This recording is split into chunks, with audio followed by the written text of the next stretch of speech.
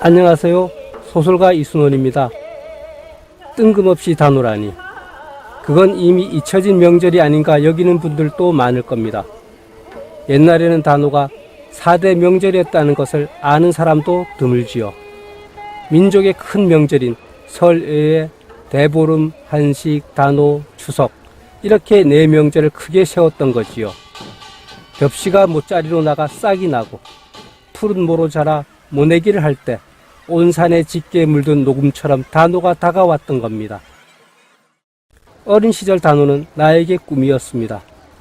단오는 1년에 딱 하루 내가 태어난 대관령 아래의 산골 마을을 벗어나 사람 많고 자동차 많은 강릉 시내 구경을 할 수 있는 날이기도 했습니다. 많은 사람들 속에서 손을 놓쳐 길이라도 잃을까봐 형제가 손을 꼭 잡고 다녔습니다. 그러면서 온갖 신기한 것들로 가득 채워져 있는 난전과 그네뛰기, 농악놀이, 씨름대회, 공마단 등을 넋을 놓고 바라보았습니다. 외정 때도 그 탄 앞에도 한 해 딱 앉았던 그 한 해가 났거든요. 그러니 민심이 중요한 거야. 턴 안 치려고 그랬다. 그러니 일본 군수 할 수 없이 지내라. 그래서 그때 기후제를 지냈어요. 기후제를 지냈는데 기후제가 나기 전에 남대천변에 지냈는데 전에 그게 물에 떠내려갔어. 그 다음부터 일본 군수도 막지 못하게 단오제고.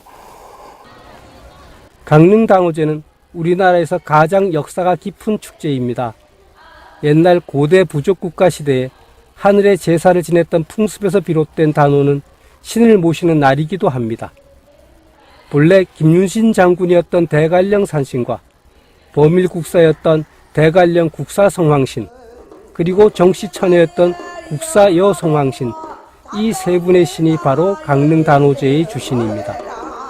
이 지역 사람들은 오늘날에도 이 세 분의 신이 지역의 안녕을 지켜주고 질병을 막아주고 풍년이 들게 해준다고 믿고 있습니다.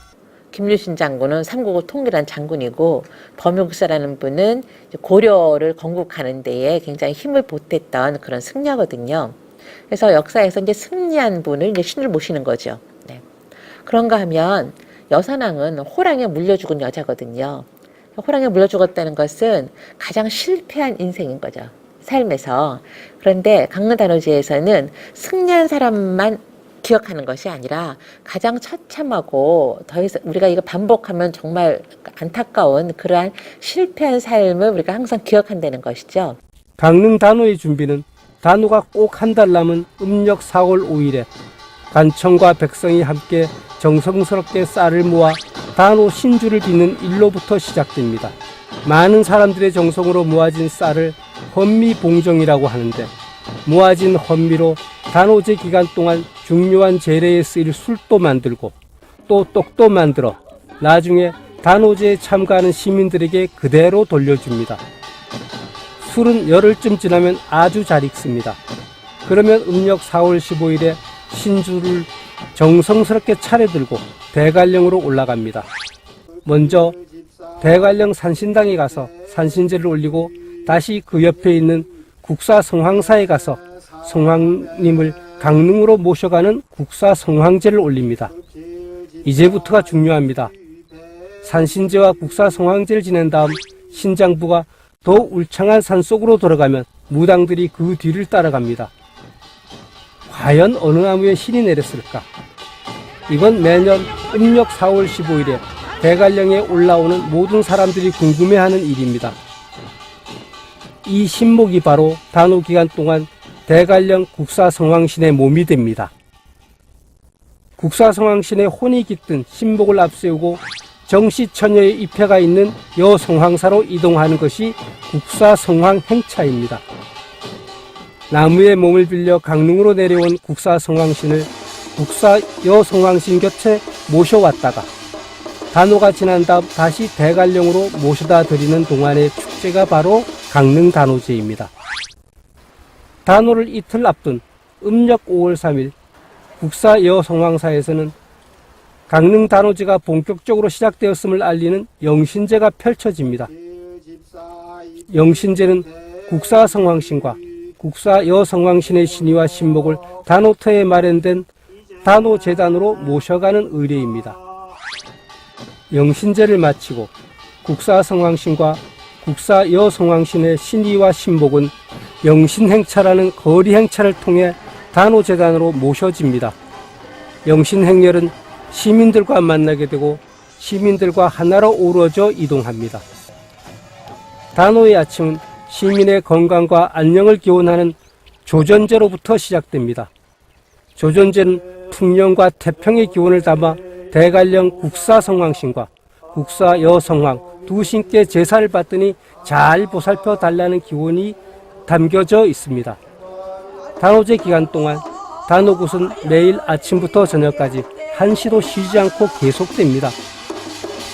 대관령에서 모셔온 국사성황님과 국사여성황님께 우리 모두 잘되게 해달라고 비는 굿입니다. 사람들은 가족이 잘되게 보살펴 달라고 무당에게 돈을 건네기도 하고 부정을 없애고 신에게 소원을 빌기 위하여 소원이 적힌 종이에 불을 붙여 하늘로 날려보내는 소지를 올리기도 합니다.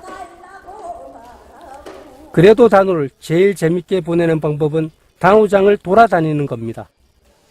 그동안 볼 수 없었던 갖가지 진귀한 물건들이 펼쳐져 있는 난전을 구경합니다. 이런저런 물건을 파는 난전이 길 옆으로 자그만치 1km나 길게 이어져 있습니다. 팔도 음식을 파는 음식 난전 역시 그만큼 길고 다양합니다. 또 단오 신주와 수리치떡을 놓아두고 단오의 이 동네를 찾아온 애지 사람들에게 이곳 음식을 맛보이기도 합니다. 창포물에 머리를 감는 것을 체험할 수 있는 곳도 있습니다.